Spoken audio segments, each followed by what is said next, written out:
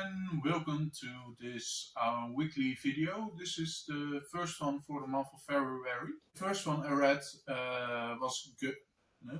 Rogue Protocol by Wyld. That's book or novella 3 in the Murderbot diaries. So trying to be not very much spoilery for whatever happens in that whole series. We meet our SEC unit who we are following throughout the whole diary. So let's say this SEC unit or security unit is still on the run and hides on the ship because he wants to go to a planet, at least to go somewhere outside of the reach of the biggest company there, and he is afraid that that company or another company is behind some of the terrible things that happened, or that the terrible things he might have done, he, she, it, whatever, it's a robot. He's hiding on a spaceship, and on that spaceship we meet two humans who are going to, let's say, a planet, and they are going to investigate it. And on that planet, or on the base on that planet, is already or are already a couple of people, and they are set to be released of their duty so they can go home. Our SEC unit is hiding on that ship because he doesn't want to be discovered.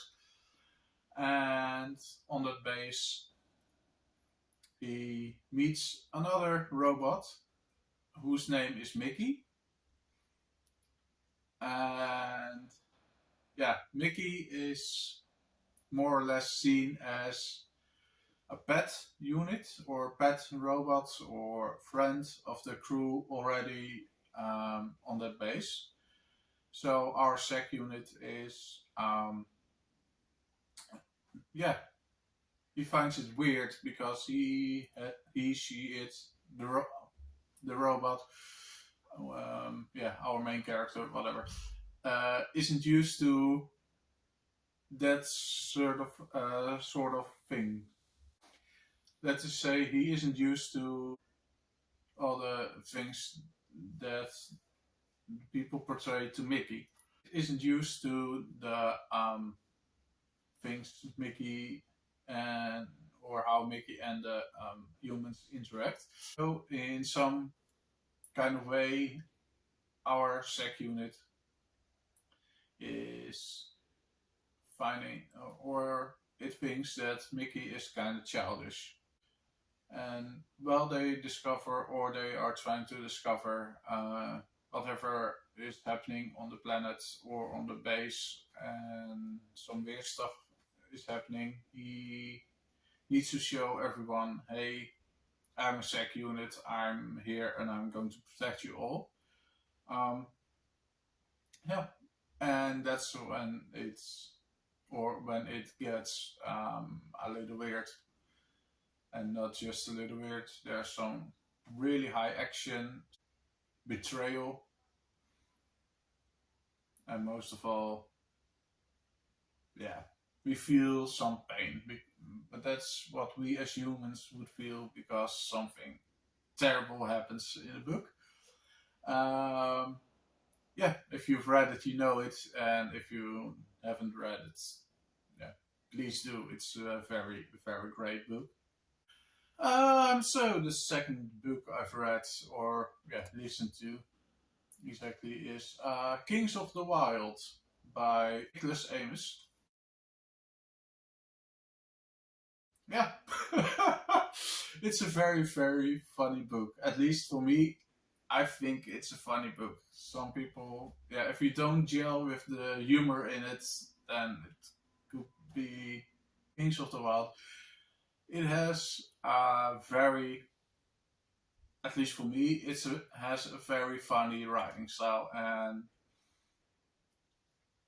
the things that happen in it, for me, it's, It's my sort of humor.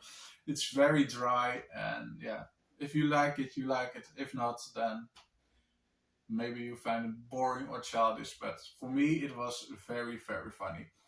We meet Clay Cooper. He's our main character, and he has a family. He has a wife. He has a child, and he's enjoying life and wants to set up eventually, let's say, a bar or a hostel or something like that. And at some point, someone from his past, Gabriel, is meeting him. He's coming over to have some dinner, and he looks terrible.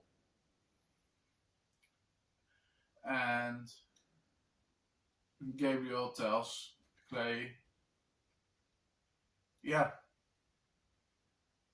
um, my wife left me. My daughter is somewhere uh, in a city, and that city is under siege. So yeah, he wants to rescue his daughter.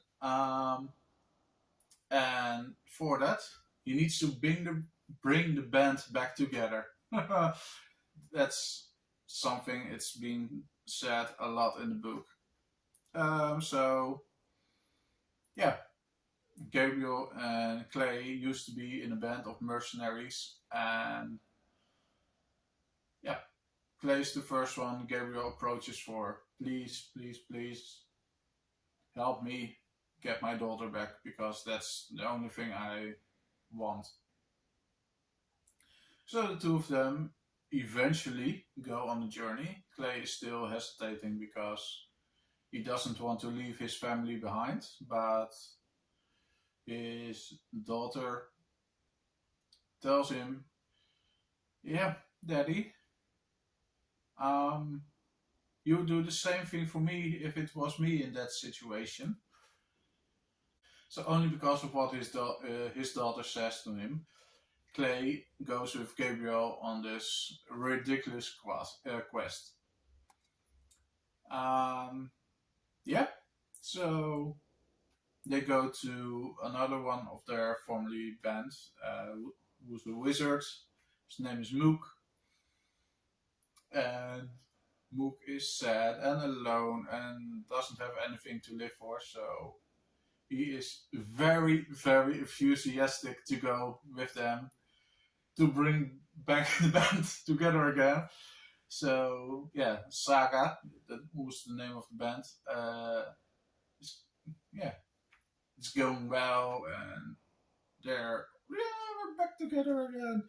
Also, there are a lot of yeah. It's a traveling story, so it feels somehow or somewhat of let's say role playing game because they mention a lot that their band also used to have a bard, but the bard always dies first, and yeah, it's mentioned a lot. They had multiple bards, but all the main characters or the main saga band members um, do still live, and someone became king. Someone is a wizard. I already told you.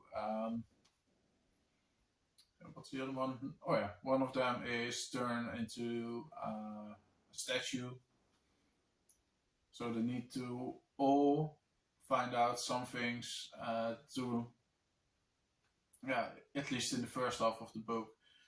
It's all bringing the band back together, and from then on, they journey to the city where the daughter of Gabriel, Rose is her name, where she's hiding, or when she's in that city of um, Castia. So yeah, I won't spoil her anymore, but it's a very, very good read. At least for me, I really, really enjoyed it. I made two jigsaw puzzles while reading it. I'll show them.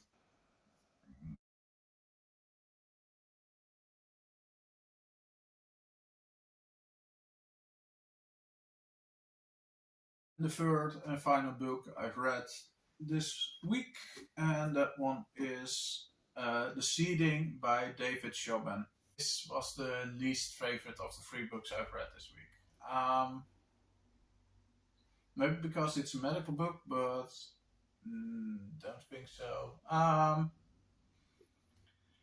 In this book, we follow Dr. Erickson, and Dr. Erickson says he's a great guy, but his actions don't really say he's a great guy. So, for instance, when he needs to tell the family of a girl who died, he's more thinking of, oh, her sister looks nice, oh, she's so hot, oh, please don't move, oh, your boobs are so big, and whatever. All that kind of things. That's the only thing he's thinking of while he's telling them, hey, your sister died, or your daughter died, and please, please, please give us her body so we can investigate why she died at such a young age. Yeah, so meh. Highly questionable behavior, at least I think it is. Also, he's making some very offensive jokes towards someone of the Islamic faith, and also some Asian people. But anyway, don't want to linger on that part. Eventually, he gets a patient. They hook up together.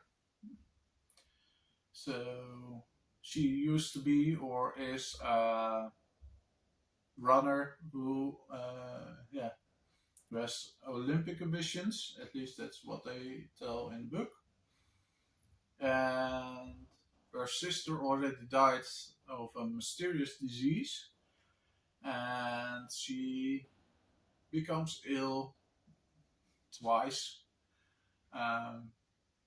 She has lost her memory because of the thing that's happening in the book, and yeah, well, she's unconscious because of her first time being in the hospital. He sets up a bed next to her, and she thinks it's, oh, he's so caring, oh, but it's very creepy. Like, yay, he's a doctor, and you are only sleeping next to a patient because he's very hot. That's it. Anywho, there's a mystery. A lot of people are dying of a new type of cancer, and they're setting out to discover where does it came from, what's happening, and whatever. Yeah, the book doesn't give any. Well, it gives some answers what's happening, but let's say I think you can see the whole book as somewhat of a prologue, because the last chapter, or at least chapter or epilogue of the book, that's when the story really starts, but then it stops. There's no continuation of the story, and that's very, very sad, at least for me, because while reading it, I actually only enjoyed the last chapter. Yeah. So it's a very fast read. It's only 230 something pages, so it's doable. But yeah, there's some questionable behaviors throughout the whole book. Yeah, so that's it for that one. So yeah, those were the books I've read in this first week of February. Yeah, please let me know what you've read this week, and I'll see you in the next video. Bye!